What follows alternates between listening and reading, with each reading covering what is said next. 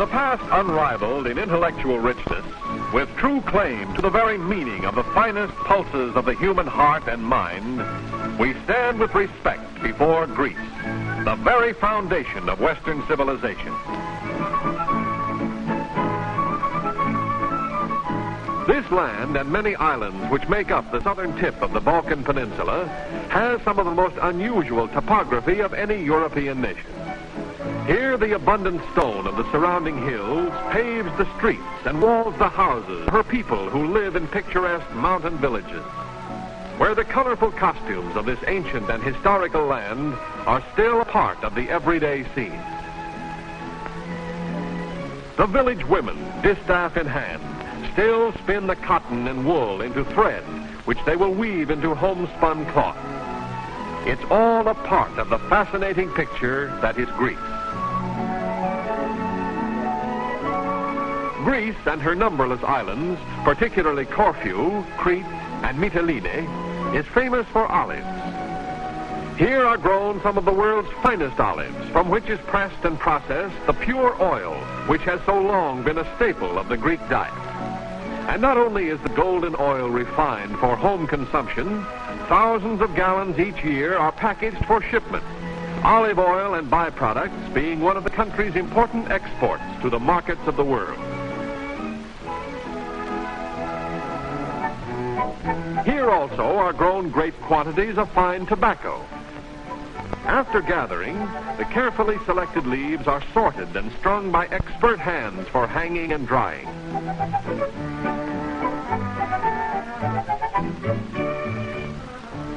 At the conclusion of the drying process, the golden leaf will be sent to warehouses, there to be sorted, graded, and fermented before delivery to its ultimate destination, one of Greece's many cigarette factories. The manufacture of cigarettes is one of Greece's most important industries, employing hundreds of workers, mostly women, who turn out millions of packages under modern production methods.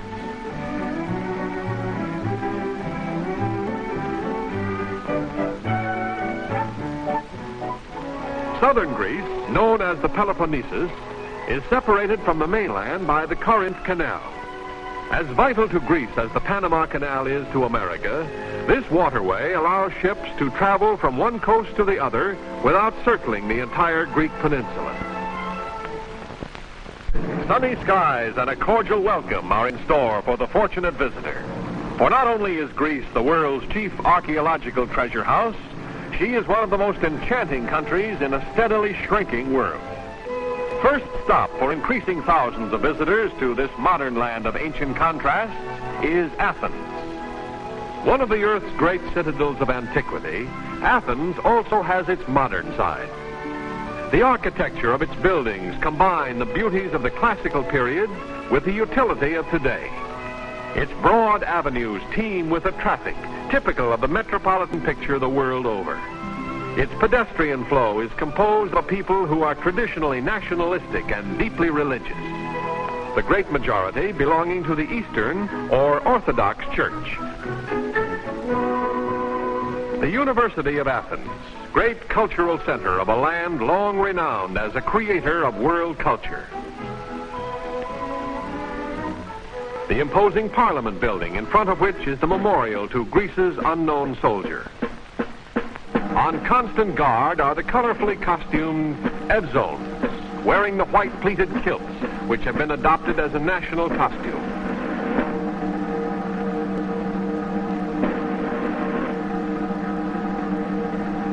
Though many times invaded, Greece has stood firm and unconquerable. In that spirit is embodied the memory of the unknown warrior, here symbolically entombed.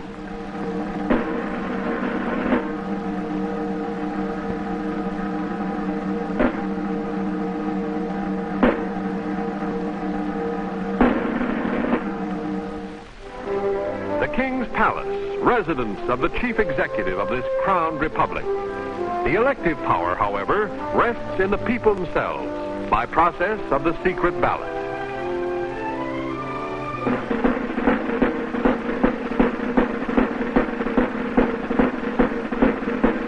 And These Evzones form the King's Royal Honor Guard. These sentries of freedom might be ancient in their costuming, but they are modern to the hilt, and they pace and perform as though in cadence with the times. Greece has a proud history of freedom and deep respect for the decencies of man. These are the faces of men who many times have been overpowered, but never has their spirit been conquered.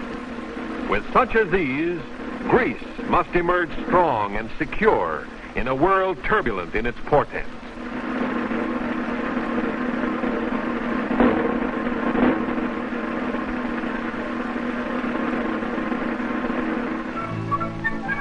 Greece is indeed the land of sunny seas and blue skies. Her temperate climate the beck and call to those who would revel in the sun. Yes, in this land the trend is always to the out of doors, and the youth of the nation take advantage of nature's bountiful gifts to disport themselves against a background of antiquity which is their proud and honored birthright. Kids will be kids, whether the place is Coney Island, Lake Michigan, Catalina, or the sunny slopes of Greece.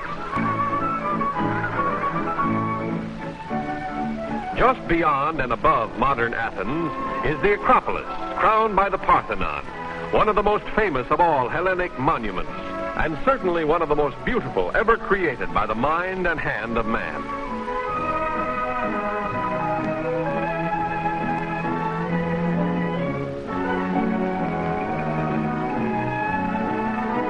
The Acropolis has been in turn a shrine and a fortress. It has withstood many sieges, the last being in 1826 during the Greek War of Independence against the Turks.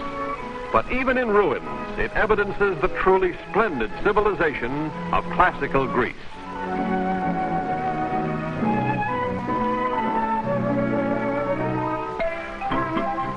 And among the ancients, we moderns taking those snapshots to show the folks back home. Nearby is the Olympian Temple of Zeus, completed by the Roman Emperor Hadrian in the 2nd century A.D. Although Greece lost her political independence to the Romans, she continued to be the intellectual and artistic center of the Roman and Hellenic world. It was during this period that Roman emperors and senators endowed Athens with many of her splendid buildings. On an elevation a mile northwest of the Acropolis, a group of unknown artists built a smaller Parthenon known as the Theseum. According to some archaeologists, the Theseum might have been the temple of Vulcan, the god of fire. The Greeks are renowned for their art, drama, philosophy, mathematics, and their mythology. But Greece has given far more to the world than her culture.